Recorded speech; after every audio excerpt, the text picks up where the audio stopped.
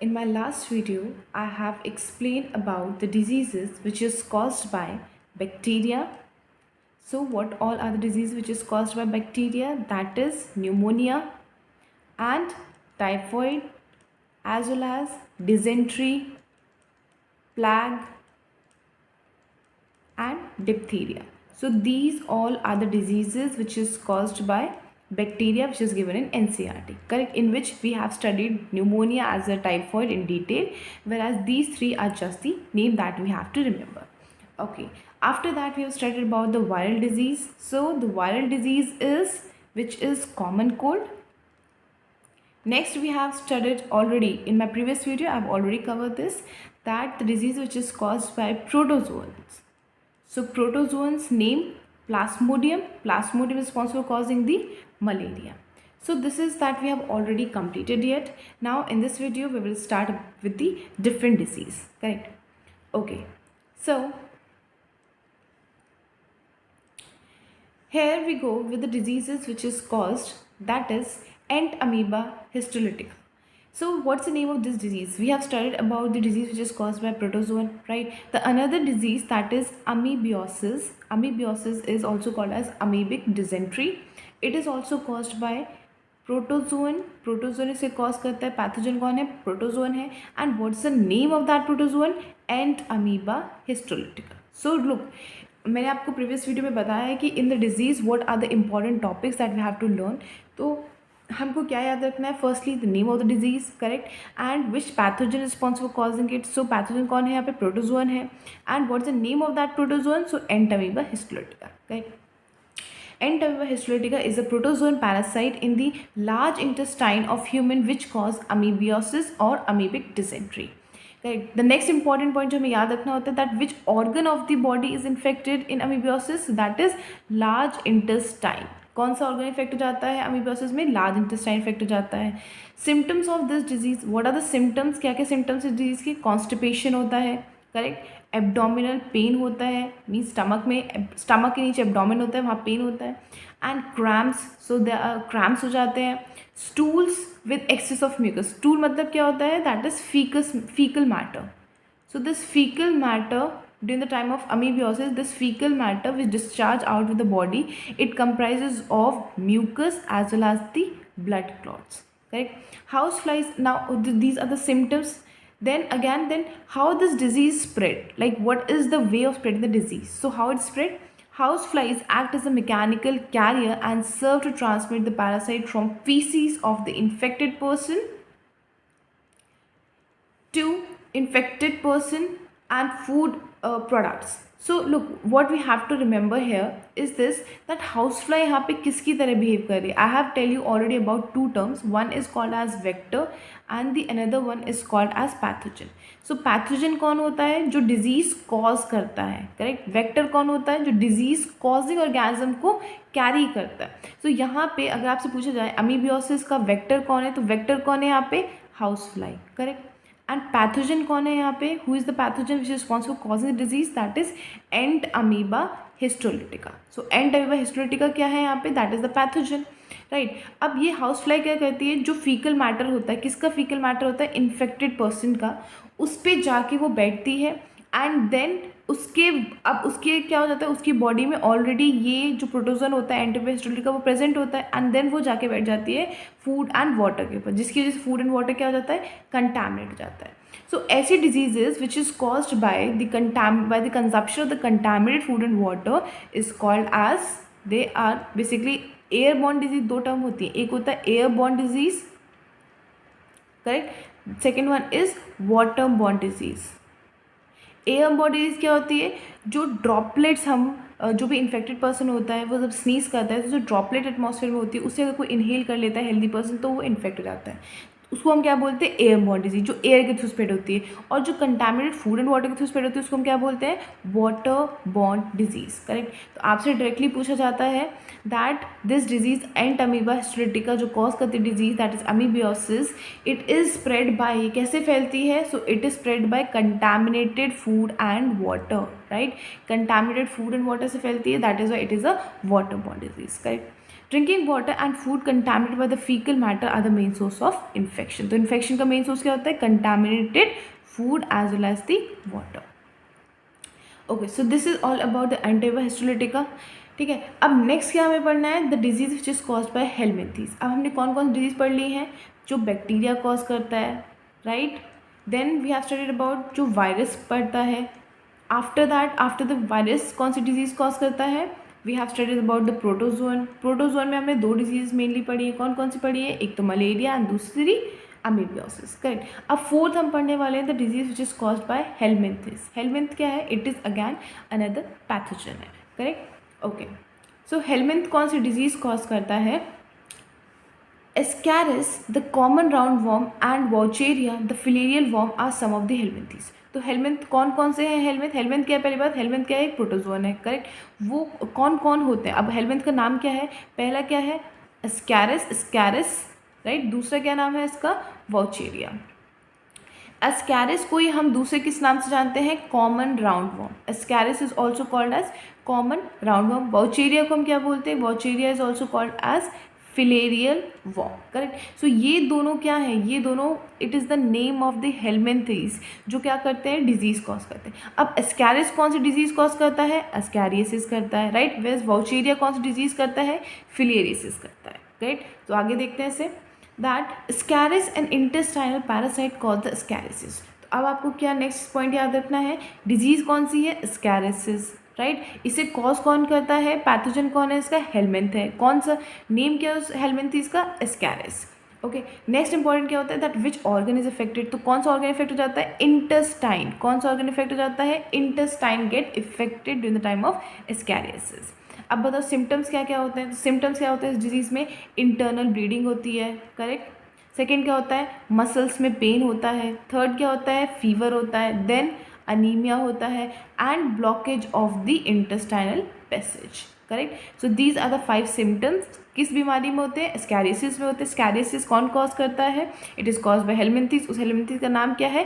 Ascaris, correct. कौन सा organ effect होता है? इंटेस्टाइन इफेक्ट होता है। एंड क्या क्या सिम्टम्स होते हैं? इंटरनल ब्लीडिंग होती है, मसल्स में पेन होता है, फीवर होता है, अनीमिया। अनीमिया मतलब क्या होता है? Basically when there is a shortage of RBCs. जब आरबीसी की कमी हो जाती है तो कौन सी बीमारी होती है? अनीमिया होती है। अब अगर ब्लीडिंग हो रही है, इट मीन्स ब्लड लॉस हो रहा है। ब्लड लॉस हो रहा है तो आरबीसी भी लॉस हो रही है, तो there be shortage of RBC, इसलिए क्या होता है? अनीमिया हो जाता है, राइट। एंड लास्ट में क्या होता है? Blockage of intestinal passage. और लास्ट में क्या होता है? इंटेस्टाइन ही ब्लॉक हो जाता है। अब नेक्स्ट आपको एनसीईआरटी क्या बता रहा है कि what is the way of spreading the disease? ये फैलती कैसे है? The egg of the parasite. कौन है पैरासाइट यहाँ पे?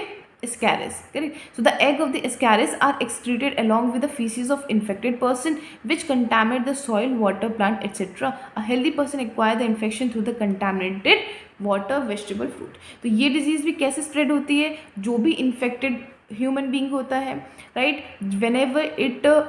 whenever the fecal matter of his body mix with the soil, जब सॉइल के साथ उसका fecal matter मिक्स हो जाता है तो वो सॉइल के थ्रू क्या होता है? कंटामिनेट कर देता है किसको? Food as well as the water को। तो अगर आपसे पूछा जाए that this disease ascariasis spread कैसे स्प्रेड होती है, तो it is also basically spread by contaminated food as well as water, correct. So contaminated food and water के थ्रू कैसी होती है? ये डिजीज स्प्रेड होती है। ओके, नेक्स्ट क्या है इसमें? So this was a disease ascariasis, all about the ascariasis. Next disease क्या है? नेक्स्ट डिजीज का नाम है एलिफेंटियासिस, और इसी को हम क्या बोलते हैं? Filariasis. Remember, elephantiasis is generally we all know that elephantiasis means elephant like, means there will be some swelling in the leg. लेकिन आपसे ज़्यादा क्वेश्चन किस में पूछा जाता है? फिलेरियसिस, करेक्ट। तो ये दोनों एक ही बीमारी का नाम है, एलिफेंटियासिस, या इसी को अपन क्या बोलते हैं? फिलेरियसिस, राइट। तो इस डिजीज़ को कॉज कौन करता है? इसको भी कॉज करता है हेलमिंथीज कॉज करता है। उस हेलमिंथीज का नाम क्या है? वॉचेरिया, करेक्ट। वॉचेरिया को ही हम क्या बोलते हैं? Filarial worm. तभी ये कौन सी डिजीज कॉज कर रहा है? Filariasis. Filarial worm causes filariasis, correct, right. अब इस बीमारी में होता क्या है? It causes a slowly developing chronic inflammation of the organ. Slowly, ये देखो, this line is most important line, that आपसे डायरेक्टली पूछा जाता है that slowly developing chronic inflammation is caused in which disease. तो ये लाइन बहुत इंपॉर्टेंट है। ये कौन सी बीमारी में होता है? एलिफेंटियासिस, या फिर बोल सकते हैं इन फिलेरियसिस, करेक्ट। ओके। सो होता क्या है, क्रोनिक इन्फ्लेमेशन मतलब क्या होता है, जो बहुत लंबे टाइम तक रह रहा है वहाँ पे, राइट। स्लोली डेवलप मतलब धीरे धीरे। ये जो वाउचेरिया होता है, ये पहली चीज़ कौन से ऑर्गन को इफेक्ट करता है, तो ये किसको इफेक्ट करता है, आप यहाँ पे देख सकते हो, ये जो डायग्राम दिया गया है इस ह्यूमन बीइंग का, ये जो डायग्राम है ये किसका डायग्राम है, ये एलिफेंटियासिस का डायग्राम है, या फिर इसी को अपन क्या बोलते हैं, it is also called as filariasis को बोलते हैं। इसमें क्या होता है, एलिफेंटियस नाम क्यों रखा है, क्योंकि एलिफेंट से, एलिफेंट का क्या होता है, थाई जो होता है उसका जो लेग होता है वो बहुत ज़्यादा हैवी होता है। अब यहाँ पे आप देख सकते हो इस ह्यूमन बीइंग का कैसा है, जो लोअर लिम्ब है वो बिल्कुल इतना ज़्यादा उसमें इन्फ्लेमेशन हो चुका है that it look like a leg of elephant, इसलिए इसका नाम क्या रखा गया, एलिफेंटियासिस। तो आपसे पूछा जाता है दैट इन फिलियरिसिस या elephantiasis which organ is affected, so the lower limb and along with that the genital organ, genital organ भी क्या हो जाता है, अफेक्ट हो जाता है, correct. So both the structure get affected और it get infected during the time of the filariasis. So diagram showing the inflammation in one of the lower limb due to the elephantiasis, correct. लेकिन सिर्फ lower limb में नहीं होता है, genital organ भी पूरी तरीके से उसमें इन्फेक्ट हो जाता है, करेक्ट। तो इस बीमारी में होता क्या है, it causes a slowly developing, धीरे धीरे ये जो फिलेरियल वॉर्म्स होते हैं वो स्लोली ग्रो करते हैं, डेवलप करते हैं, कहाँ पे, लोअर लिम्ब में ग्रो करते हैं, right. Causing chronic inflammation, chronic मतलब the inflammation if once happen then it will not get remove, एक बार इन्फ्लेमेशन हो गया तो वो परमानेंट रहेगा, मतलब ये स्वेल हो गया तो परमानेंट रहेगा, correct. So chronic inflammation of the organ in which they live for many years. तो आपसे पूछा जाता है कि वाउचेरिया कौन से ऑर्गन में रहता है, तो कौन सा ऑर्गन रहता है, usually lymphatic vessels of the lower limbs and the disease is called as elephantiasis. तो again this is important question, आपसे पूछा जाता है that this this filarial worm ये किस पार्ट में रहता है, ये बेसिकली किस पार्ट में रहता है, it live usually lymphatic vessels of lower limb, ये जो लोअर लिम्ब है हमारा, this is lower limb, correct. इस लोअर लिम्ब में भी क्या होते हैं, लिम्फेटिक वेजल्स होते हैं, लिम्फेटिक वेजल्स में कौन रहता है, फिलेरियल वॉर्म रहता है, right. Okay, so the genital organ are also ऑफर इन्फेक्टेड। अब देखो एनसीईआरटी ने क्या किया, एनसीईआरटी चाहती तो आपको जहाँ पे उसने ऊपर मेंशन किया है कि जो ऑर्गेनिज्म होता है, ये पैथोजन होता है, वो किस में रहता है, लोअर लिम्फ के लिम्फेटिक वेजल में रहता है, यहाँ पे वो लिख सकती थी ना एंड जेनाइटल ऑर्गन, बट उसने नीचे मेंशन किया, राइट। तो आपसे जब क्वेश्चन आता है फ्रेम तो वो पूछता है that which organ is get affected, तो हमारे दिमाग में क्या रहता है, लोअर लिम्ब, लेकिन सिर्फ लोअर लिम्ब नहीं, जेनाइटल ऑर्गन भी इसमें इफेक्ट होता है। आगे एनसीईआरटी ने इस चीज़ को लिख दिया है that the genital organs are also often affected, correct, जिसकी वजह से क्या होता है, resulting in the gross deformity. Gross मतलब क्या होता है, ओवरऑल, ग्रॉस मतलब क्या होता है, ओवरऑल। तो क्या हो जाता है, आपका ओवरऑल डिफॉर्मिटीज हो जाता है, एक बार ये लेग, एक बार ये जेनाइटल ऑर्गन अगर आपका डिफॉर्म हो गया तो वो परमानेंट हो जाता है, correct. Okay, now the pathogen transfer, अब कैसे ये बीमारी कैसे फैलती है, so the pathogens are transmitted to a healthy person through a bite by female mosquito vector. जैसे मलेरिया जो था डिजीज दैट वाज, वो कैसे फैल रहा था, उसके लिए भी एक वेक्टर था, कौन था वेक्टर, फीमेल एनाफिलिस मॉस्किटो। इसी तरीके से ये जो बीमारी होती है फिलेरियासिस, उसे भी कौन स्प्रेड करता है, एक फीमेल मॉस्किटो ही होती है, करेक्ट। एंड वो क्या करती है, वो डिजीज़ कॉज, वो वो ये जो मॉस्किटो है वो कौन किसकी तरह बिहेव करती है, it act as a vector, मतलब ये जो डिजीज़ कॉज करने वाला फिलेरियल वॉर्म है उसको एक बोलते हैं इन्फेक्टेड पर्सन से हेल्दी पर्सन के पास ट्रांसमिट करने का काम कौन करता है, फीमेल मॉस्किटो। सो ये कैसी डिजीज़ हो गई, ये इसको हम बोलते हैं vector borne disease, correct, vector borne disease. तो ऐसी डिजीजेस जिसे स्प्रेड करने के लिए एयर चाहिए उसको बोलते हैं एयर बॉर्न डिजीज, जिसे स्प्रेड करने के लिए कंटामिनेटेड फूड एंड वाटर चाहिए उसको हम बोलते हैं वाटर बॉर्न डिजीज, और जिसके लिए वेक्टर चाहिए उसे हम क्या बोलते हैं, vector borne disease, correct. Hope it is clear. Okay, next हम स्विच करते हैं फंजाई। अब फंजाई कौन सी डिजीज़ कॉज करता है, हमने बैक्टीरियल डिजीज़ पढ़ ली, करेक्ट, हमने we have already studied about the viral disease हमने पढ़ ली, then we have studied about the protozoan. Protozoan में हमने दो पढ़ी है, कौन कौन सी पढ़ी है, पहला हमने पढ़ा मलेरिया, दूसरा पढ़ा हमने amoebiasis. Then we studied about helminth जो डिजीज़ कॉज करता है, कौन कौन सी कॉज करता है, एक तो कॉज करता है फिलेरियासिस एंड दूसरी कौन कॉज करता है, एस्कैरियासिस। अब हम पढ़ने वाले हैं the disease which is caused by fungi. Fungi कौन सी बीमारी कॉज करता है, फंजाई भी क्या है, फंजाई भी तो एक पैथोजन ही है, right. So it is also responsible causing the disease. अब कौन सी डिजीज कॉज करता है? सो मेनी फंजाई, कौन सी डिजीज होती है? Ringworm. ठीक है, रिंग वॉर्म क्या है? डिजीज का नाम है. कौन कॉज करता है? फंजाई कॉज करती है. उस फंजाई का नाम क्या है?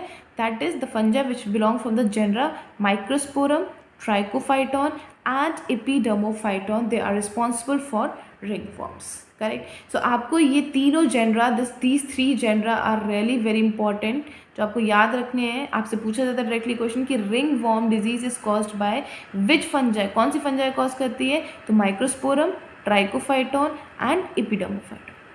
अब मैं आपको बताती हूँ एक trick, right, with the help of which, it's not trick, it's a mnemonic by which it will help you to remember it. You might have heard about a movie name Jab we met. Correct, Jab we met. तो इसमें ये जो met है, MET, जब we met. Correct. M से क्या हो जाएगा? माइक्रोस्पोरम. राइट. ई से क्या हो जाएगा? एपिडर्मोफाइटॉन. एंड टी से क्या हो जाएगा? Trichophyton. Okay, so this MET will help you to remember that what all are the 3 genera of fungi which is responsible for causing the ringworm. तो कौन कौन से होते हैं? MET, M से microsporum, E से epidermophyton, T से trichophyton. Correct. So this is a mnemonic which will help you to remember these names. So these many fungi belong to genera Microsporum, Trichophyton, Epidermophyton are responsible for ringworm, which is one of the most common infectious diseases in men. तो ringworm क्या होती है? ये किसी भी infected person से healthy person में transmit हो जाती है. That's why कैसी disease है? Infectious disease है. And ये commonly किसे पाई जाती है? ये mostly men से पाई जाती है, women में नहीं पाई जाती. women में भी होती है but कम होती है. Mostly किस में पाई जाती है? Most common in men है. Correct. And it is a infectious disease. Okay. अब बता रहे हैं कि सिम्टम्स क्या क्या होते हैं. तो सिम्टम्स क्या क्या है? Appearance of dry scaly lesions on various part of body such as skin, nails and the scalp are the main symptoms. तो कौन कौन से सिम्टम्स हैं? देखो आप इसको देख सकते हो. This diagram is very clear. This is the diagram showing the ringworm. It is a ringworm affected area. Now you can see in this person that this much portion is having white color patches. You can see it's having white color के इसमें क्या है? patches है, scaly lesions है. Correct. और ये कैसे है? ड्राई है बहुत ज़्यादा और स्किन के ऊपर प्रेजेंट है. तो हमें क्या याद रखना है इसमें? डायरेक्टली आपसे लाइन किस तरीके से फ्रेम होती है? That dry scaly lesions on various parts of body such as skin and nails and scalp is caused in which disease. तो ये कौन सी बीमारी में होते हैं ड्राई एंड स्केली लीसन्स? तो ये किस में होता है? रिंगवर्म में होता है. So this is important. Correct. तो सिम्टम्स याद रखने हैं. करेक्ट. देन क्या है? These lesions are accompanied by intense itching. अब ये जो लीसन्स होती है, जो व्हाइट कलर के पैचेस आप देख रहे हो, इसमें क्या होती है? बहुत ज़्यादा इचिंग होती है, बहुत ज़्यादा खुजली होती है. Right. So that is called as intense itching होती है. So these lesions are accompanied by intense itching. Heat and moisture. Again important question आपसे पूछा जाता है, अगर फंजाई को ग्रो करना है then what are the 2 favourable condition that it required. So what are the 2 favourable conditions? That the fungi grow in the heat as well as the moisture. So those places where heat as well as the moisture is present, वहाँ पे fungi ज़्यादा growth करेगी. So heat and moisture help, किसकी help करती है? fungi to grow. Again ये important question है. Correct. Next क्या है? which makes them thrive. thrive मतलब क्या होता है? live. thrive मतलब क्या होता है? live on. तो ये जो हीट होता है एज वेल एज जो मॉइस्चर होता है, ये क्या करता है? फंजाई को हेल्प करता है उस स्किन के ऊपर, स्किन फोल्ड्स के ऊपर लिव करने के लिए, उस स्किन के ऊपर रहने के लिए. करेक्ट. कौन कौन सा रिक्वायरमेंट होता है? Heat as well as moisture. Right. Then skin folds such as those in the groin और बिटवीन द टोज. अब कौन सा ऑर्गन इफेक्ट होता है इसमें? तो मोस्टली आप वैसे तो देखो कहीं पे भी फंजाई ग्रो कर सकती है, कहीं पे भी आपको फंगल इन्फेक्शन हो सकता है, बट मोस्टली कहाँ पे होता है ये? It is present between the toes. Toes के बीच में. टोज क्या होते हैं? हमारे जो फुट होता है, फुट में हमारे क्या होता है? टोज होते हैं. उन टोज के बीच में जो स्पेस होता है